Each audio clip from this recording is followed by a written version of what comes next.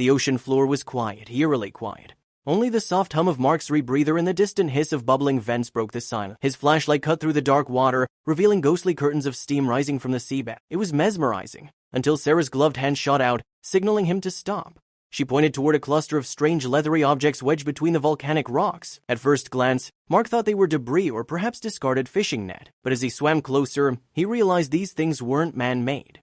They looked organic oval sacs, rough and dark, each one about the size of his forearm, and they seemed to pulse, almost breathing with the rhythm of the current. Sarah's eyes widened behind her mask. She grabbed her underwater camera, circling the discovery slowly.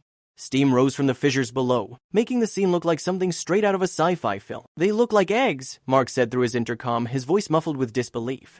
The pair surfaced, both of them shaken and excited. As soon as they got back on their small research vessel, Mark replayed the footage on his tablet. The dark shapes glistened under the vent's glow like a nursery hidden in one of the most hostile places on Earth. They sent the footage to the Marine Research Institute, and within hours a team of scientists replied, "Return immediately. Collect a sample if possible." 2 days later, Mark and Sarah dove again, hearts racing with anticipation. The descent felt different this time, darker, heavier. As they reached the same ridge, Sarah stopped abruptly. The once still field of eggs now writhed. The leathery pouches trembled as if something inside was alive and struggling to get out. One of them suddenly split open, a long tear releasing a swirl of red-brown fluid. Sarah gasped, "Mark, they're hatching!" Before he could respond, another one ruptured, and then another. The water around them filled with movement, small, ghostly shapes flickering in and out of the haze. Mark's pulse spiked as he steadied the camera. What were these creatures? Then the ground trembled. A deep, low vibration rolled through the vent field. Mark turned, flashlight slicing through the shadows, and that's when he saw it. A colossal pale shape was rising slowly from the seabed. It detached from the volcanic floor like a sheet of living marble. The creature glided toward them, wings unfurling with haunting grace. Sarah froze, her breath echoing in the comms.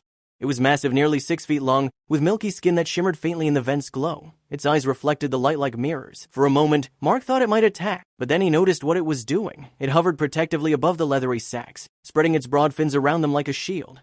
The eggs weren't alien. They were its offspring. Mark's voice trembled. "Sarah, it's guarding them!" She could barely nod, her gaze locked on the elegant yet fearsome animal. The creature was a white skate, a species so rare that many scientists believed it nearly extinct. The white skate hovered above the hatching eggs, its massive fins spreading protectively like wings. Mark and Sarah barely moved, awed by the creature's silent power. Tiny, translucent skates emerged one by one, their fragile bodies glowing softly under the volcanic light.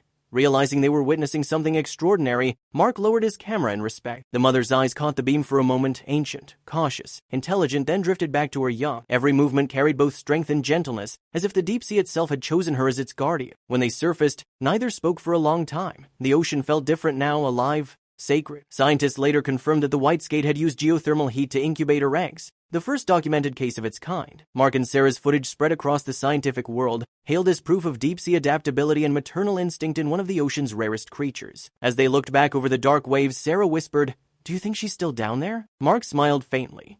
"She belongs to the deep," he said, "and the deep always keeps its own."